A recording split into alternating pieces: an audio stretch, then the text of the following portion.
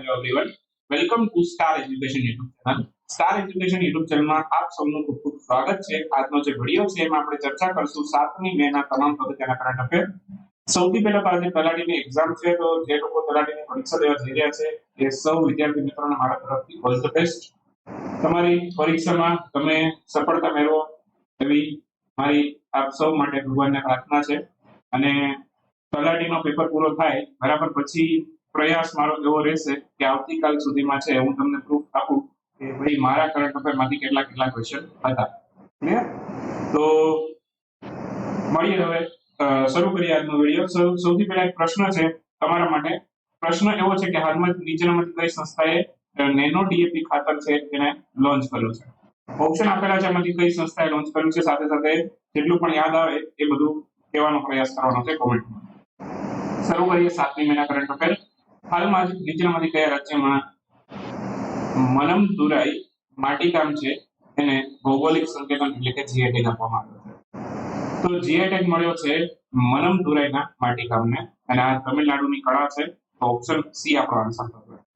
તો માત્ર જે પ્રોડક્ટ ને ખાવાની વસ્તુને બરાબર એને જ જીઆઈ ટેગ નથી મળતા, કળાઓને પણ જીઆઈ ટેગ મળે છે. અહીંયા મનમદુરાઈ માટીકામ છે તમિલનાડુની એક કળા છે, તો એને હાલમાં જીઆઈ ટેગ આપવામાં આવ્યું છે. આ તમિલનાડુના શિવગંગાઈ જિલ્લાની અંદર છે આ કળા જોવા મળે છે. માટીકામની કળા, માટીના વાસણો બનાવવામાં આવે છે, તો એને જીઆઈ ટેગ આપવામાં આવ્યો છે. એક કંબમ દ્રાક્ષ છે એને જીઆઈ ટેગ મળ્યો છે તમિલનાડુની. પછી ઓથુર સોપારી અથવા તો વેટ્રીલાઈ કહેવાય બરાબર, એક પ્રકારના નાગરવેલના પાન હોય છે, તો એને પણ જીઆઈ ટેગ મળ્યો છે તમિલનાડુમાં.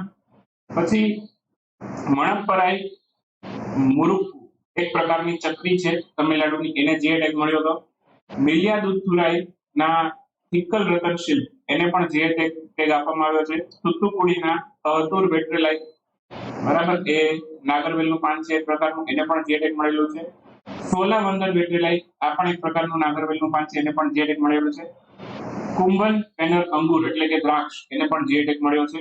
ઓકે, પછી નેગામ સૂતી સાડી છે એક પ્રકારની કોટનની સાડી, એને જીઆઈ ટેગ મળ્યો હતો. ઊટીની વરકી એટલે કે એક પ્રકારનું બિસ્કિટ. ઊટી એક પર્યટન સ્થળ પણ છે બરાબર, ખૂબ પ્રસિદ્ધ છે, તો ત્યાંની વરકી એટલે કે બિસ્કિટને જીઆઈ ટેગ મળ્યો છે. ત્યાં બિસ્કિટના વરકી કહે છે. પછી માયલાડી પથ્થરની નકાશી, સલેમ સાબુદાણા, પછી માર્તમ શહેર, આ બધા પ્રોડક્ટ છે તમિલનાડુના છે જેને જીઆઈ ટેગ મળ્યો છે. તો લેટેસ્ટ એટલા પ્રોડક્ટ ચર્ચામાં રહેલા છે, બધા યાદ રાખવાના છે.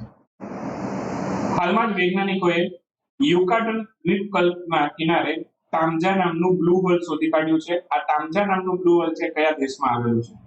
તમને હમણાં ઇમેજમાં દેખાડું બ્લુ હોલ કેવું છે.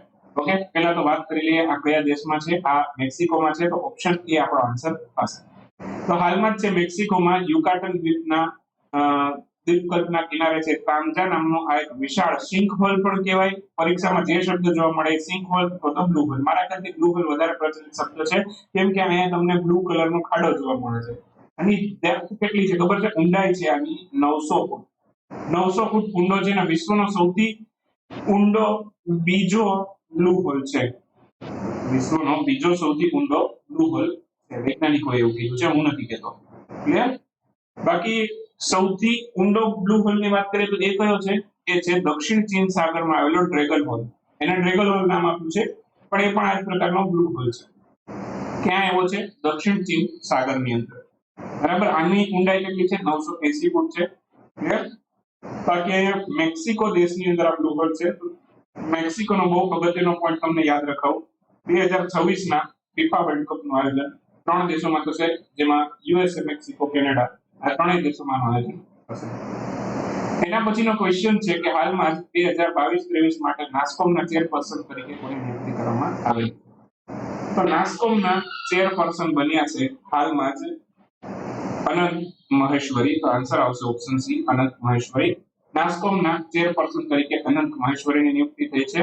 વાઇસ ચેરપર્સન પણ નિયુક્ત થઈ ગયા છે.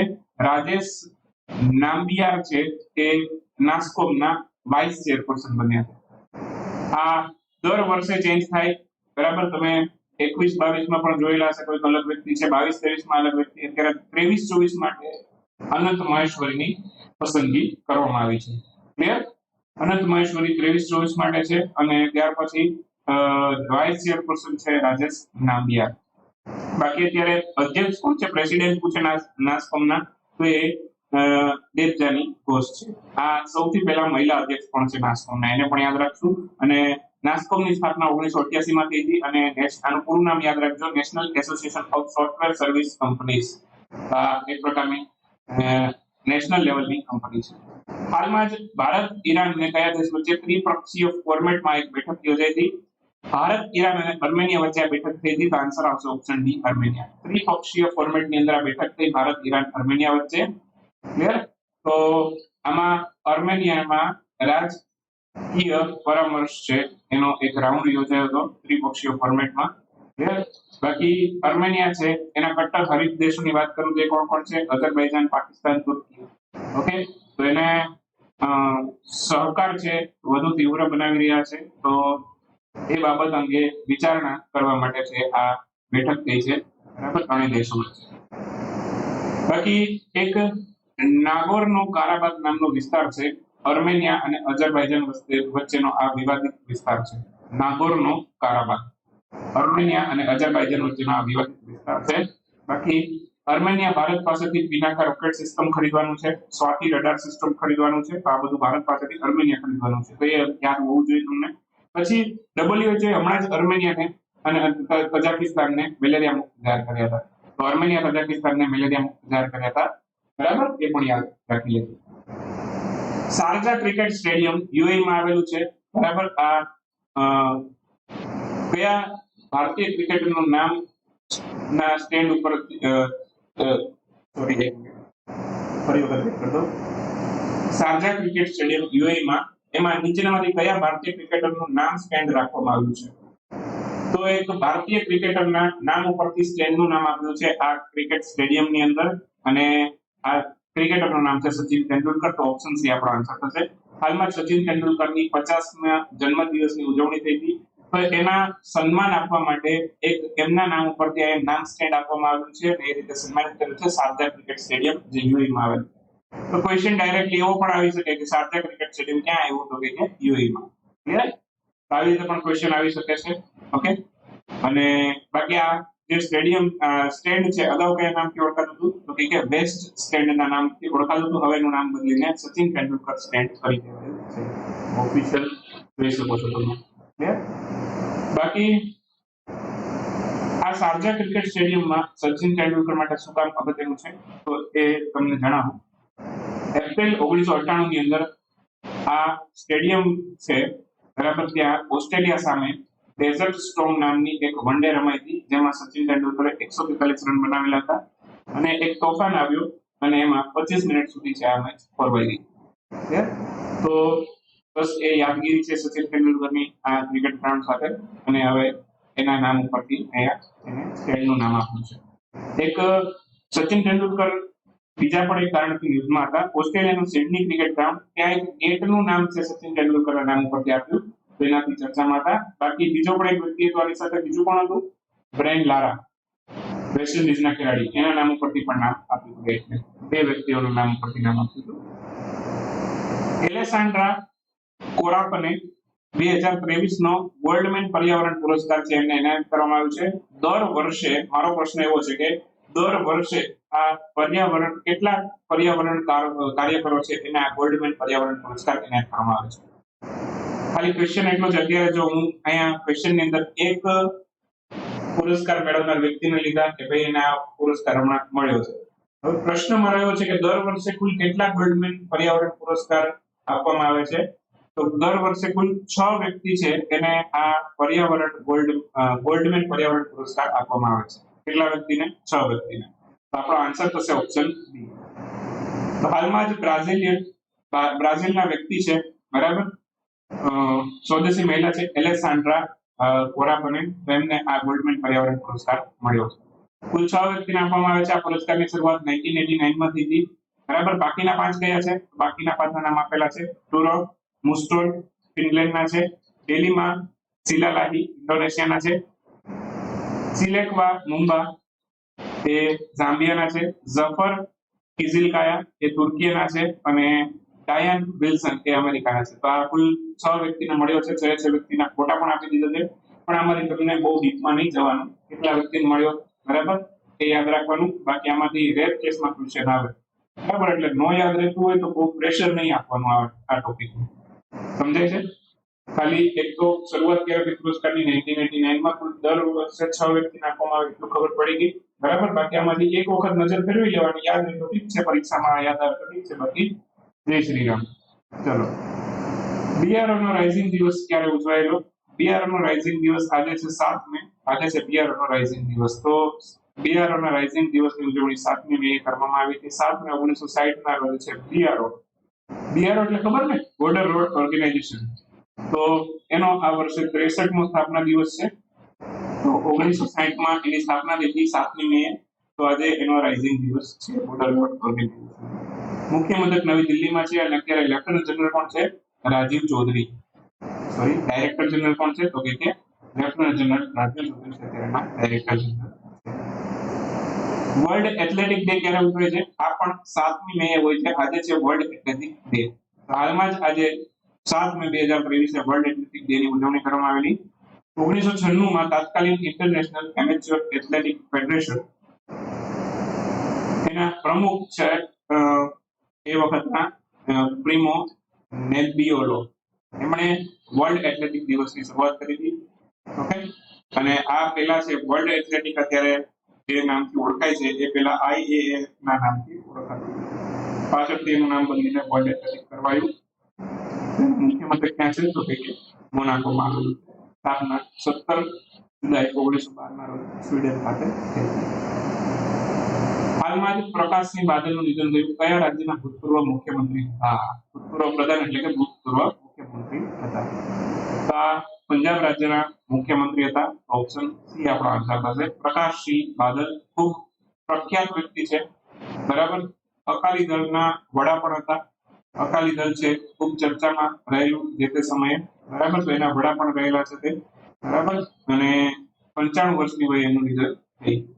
ઓકે, હવે એમના વિશે બહુ વધારે ડીપમાં જવાની જરૂરિયાત નથી બરાબર. એમના વિશે એક પોઈન્ટ તમને બહુ અગત્યનો યાદ રખાવું કે પંજાબની અંદર છે પંજાબના સૌથી યુવા મુખ્યમંત્રી હતા. તો ક્વેશ્ચન એવો આવે કે હાલમાં પંજાબના સૌથી યુવા મુખ્યમંત્રીનું નિધન થયું એ કોણ હતા? ભૂતપૂર્વ પ્રકાશસિંહ બાદલ હતા. ધ્યાન રાખજો. પદ્મ વિભૂષણ ક્યારે મળ્યો? 15 માં મળ્યો બરાબર. અને અત્યારે કોણ છે મુખ્યમંત્રી? તો કે ભગવંત માન છે. પાર્ટી કઈ છે? આમ આદમી પાર્ટી. આમ આદમી પાર્ટી અત્યારે એને નેશનલ પાર્ટીનો દરજ્જો મળ્યો. ભારતની અંદર અત્યારે કુલ 6 નેશનલ પાર્ટી છે બરાબર. 6 રાષ્ટ્રીય પાર્ટી, 6 પાર્ટી એવી છે કે જેને રાષ્ટ્રીય પાર્ટીનો દરજ્જો મળેલો. 3 પાર્ટીની રાષ્ટ્રીય સદસ્યતા સમાપ્ત થઈ હમણાં જ બરાબર. આમ આદમી પાર્ટીને મળી અને બીજી 3ની રદ થઈ બરાબર. બાકી રાજ્યપાલ બનવાની રદ પુરોહિત છે અને લાંબા સમય. Stockholm international peace research institute એમના દ્વારા તાજેતરમાં વર્લ્ડ મિલિટરી એક્સપેન્ડિચર 2022 અહેવાલ જાહેર કરવામાં આવેલો. એમાં સૌથી વધારે લશ્કરી ખર્ચ કરનાર દેશ કયો છે? સૌથી વધુ લશ્કર પાછળ ખર્ચ કરતો હોય એવો દેશ છે અમેરિકા. તો ઓપ્શન એ આપણો આન્સર હશે. તો અમેરિકા છે એ લશ્કર પાછળ સૌથી વધારે ખર્ચ કરે છે. અમેરિકા પછી ચીન, ચીન પછી રશિયા, રશિયા પછી ભારત અને પછી છે સાઉદી અરબ. તો પ્રશ્ન તમને એવો પરીક્ષાની અંદર આવે કે ભાઈ ભારતનો ક્રમ કેટલામો? તો ભારતનો ક્રમ ચોથો. વર્લ્ડ મિલિટરી એક્સપેન્ડિચર રિપોર્ટ સિપ્રીનો, આ સિપ્રીના રિપોર્ટ પ્રમાણે છે બરાબર. ભારત છે અત્યારમાં સૌથી વધુ અત્યાર પાછળ સૌથી વધુ એક્સપેન્ડિચર કરનાર દેશમાં ભારત કેટલામાં ક્રમે છે? તો ભારત ચોથા ક્રમે, પહેલા ક્રમે અમેરિકા, બીજા ક્રમે ચીન, ત્રીજા ક્રમે રશિયા. ક્લિયર? આ આટલા દેશો છે બરાબર. 5મો સાઉદી અરબ છે. પાંચેય દેશો મળીને વિશ્વનો કુલ 63% હિસ્સો છે હથિયાર પાછળ ખર્ચ બરાબર. બાકી અમેરિકાની એકલાની વાત કરું ને તો અમેરિકા એકલું છે બરાબર. એને 2022 માં વિશ્વના કુલ લશ્કરી ખર્ચના 39 એટલે કે 39% ખર્ચ્યા. 50% કરતા થોડું ઓછું. ક્લિયર? વિશ્વના કુલ લશ્કરી ખર્ચમાંથી ખાલી 40% એપ્રોક્સિમેટલી લઈએ તો 40% યુએસએ કરે છે. 13% ચીન બરાબર બીજા ક્રમે. પછી ત્રીજા ક્રમે રશિયા 3.9 અને ચોથા ક્રમે ભારત 3.6% વિશ્વના કુલ હથિયારના ખર્ચમાં. આ વિશ્વના કુલ હથિયારના ખર્ચમાંથી ટકાવારી હતી. કુલ જીડીપીના ખર્ચની ટકાવારી પૂછે તો અમેરિકા છે કુલ જીડીપીના 3.5% લશ્કર પાછળ ખર્ચે છે અને ભારત કેટલા ટકા ખર્ચે છે? કુલ જીડીપીના 2.4% છે લશ્કર પાછળ ખર્ચે છે. તો આ બધા પોઈન્ટ છે, આ બધું જીપીએસસી માં બહુ ઉપયોગી બનશે બરાબર. જીપીએસસી વાળા જે ક્વેશ્ચન કાઢે છે અત્યારે ટાટની તલાટીની એક્ઝામમાં, એમાં પણ આ બધું ઉપયોગી બને. હાલમાં કયા મંત્રાલયે ઇન્ડિયા હેન્ડમેડ પોર્ટલ શરૂ કર્યું? ઇન્ડિયા હેન્ડમેડ પોર્ટલ છે, બરાબર, એ હાલમાં કાપડ મંત્રાલય દ્વારા શરૂ કરવામાં આવ્યું છે. તો ઓપ્શન ડી આપણો આન્સર થશે.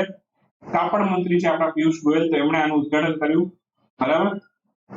ઇન્ડિયા હેન્ડમેડ પોર્ટલ એક પ્રકારની હસ્ત કારીગરીની જે વસ્તુઓ છે, બરાબર, તો એને પ્રમોટ કરશે, એટલે કે વોકલ ફોર લોકલ છે, બરાબર, એને પ્રમોટ કરશે. ક્લિયર? બાકી ઇન્ડિયા હેન્ડમેડ પોર્ટલ છે, બરાબર, એ એક પ્રકારની ઈ કોમર્સ વેબસાઇટ હશે. જેમ તમે ફ્લિપકાર્ટ એમેઝોન માંથી ખરીદો છો, એક પ્રકારની વેબસાઇટ હશે જ્યાં હેન્ડલૂમ પ્રોડક્ટો મળતા હશે. ખ્યાલ આવે છે? તો આનાથી જે હસ્ત કારીગરો છે, બરાબર, હેન્ડલૂમ કારીગરો, તો એને ખૂબ ફાયદો થશે. બાકી ભારતનો સૌથી મોટો મેગા ટેક્સટાઇલ પાર્ક તમિલનાડુમાં બનશે, વિરુધુનગરમાં, અને કાપડ મંત્રાલય દ્વારા બનાવવામાં આવશે. અને કાપડ મંત્રાલય દ્વારા વિરાસત ફેસ્ટિવલનું આયોજન થયું હમણાં, જેમાં 75 હાથથી બનેલી સાડીનું પ્રદર્શન કરવામાં આવ્યું હતું. ક્લિયર? આ બધા પોઈન્ટ છે કાપડ મંત્રાલય સાથે સંકળાયેલા છે, એ પરીક્ષામાં પૂછાશે. હાલમાં જ પ્રધાનમંત્રી નરેન્દ્ર મોદીએ સ્વાગત પહેલ છે એની 20મી વર્ષગાંઠની ઉજવણીના સંદર્ભમાં હાજરી આપી હતી. આ કયા રાજ્યની પહેલ છે? સ્વાગત પહેલ ગુજરાતની પહેલ છે. તો બહુ અગત્યનું થઈ જાય, ગુજરાતની પહેલ હોય અને પાછા પ્રધાનમંત્રી આપણી પાસે આવે, બરાબર, એટલે 20મી વર્ષગાંઠ છે, તો એની આ ઉજવણી થઈ હતી, એમાં પ્રધાનમંત્રી હાજર રહ્યા હતા.